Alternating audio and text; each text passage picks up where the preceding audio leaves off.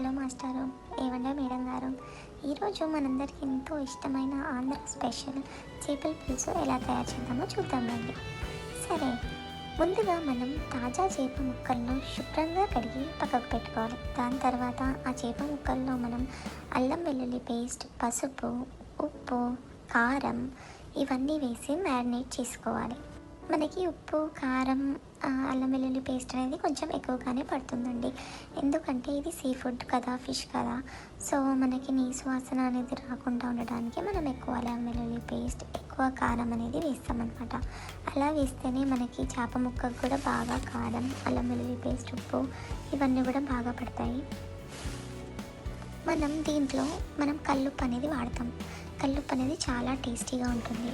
So మనం ఈ కల్లుప్పు అనేది మనం ఫిష్ పులుసుకి వాడితే చాలా చాలా అద్భుతంగా మనకి రుచికరంగా చేపల పులుసు అనేది తయారవుతుంది అండి. సో మనం ఈ మిశ్రమాన్ని మొత్తం మ్యారినేట్ చేసుకొని కాసేపు పక్కకు పెట్టుకోవాలి.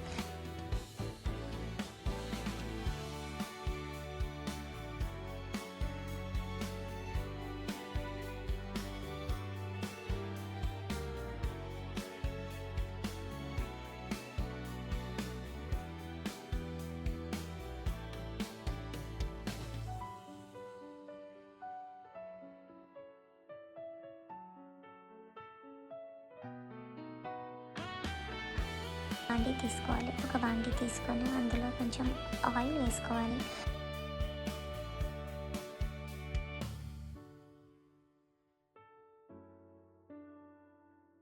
ఆయిల్ వేసుకున్నాక అందులో మనం ఎండుమిర్చి, మెంతులు, జీలకర్ర ఇవన్నీ మనకి తాలింపు కావాల్సిన పదార్థాలన్నీ అందులో వేసుకోవాలి.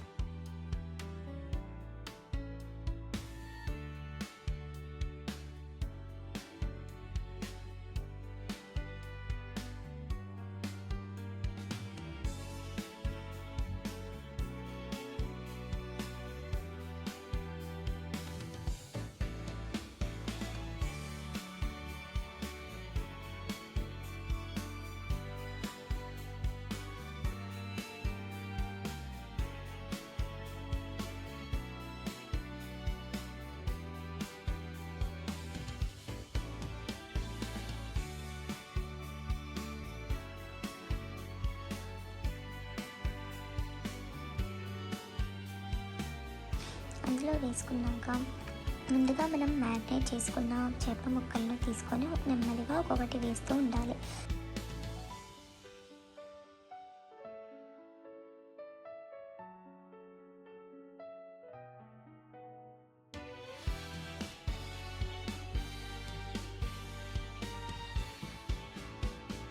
తర్వాత మనం ఆ చేప ముక్కలను కలపకూడదండి.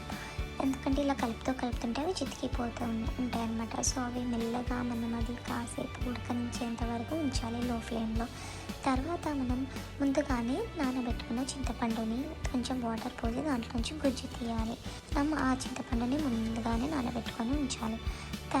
తర్వాత ఆ చింతపండులో వాటర్ పోసుకుంటూ ఆ గుజ్జు తీసి ఆ పులుసు అనేది మనం ఆ గిన్నెలో వేయాలి. అంతే అండి. అలా పులుసు వేసాక కాసేపు స్టవ్ మీద ఉడికించుకుంటే మనకి ఎంతో గుమ్మగుమ్మలాడే రుచికరమైన చేపల పులుసు అనేది రెడీ అవుతుంది. వేడి వేడి అన్నంలో ఈ చేపల పులుసుని వేసుకొని తింటే ఆ రుచే వేరండి. అబ్బబ్బబ్బా, నోట్లో నీళ్ళు ఊరుతున్నాయి కదా. మీకు ఈ రెసిపీ కనుక నచ్చినట్టయితే లైక్ చేయండి, షేర్ చేయండి, అలానే సబ్స్క్రైబ్ చేయడం మర్చిపోకండి.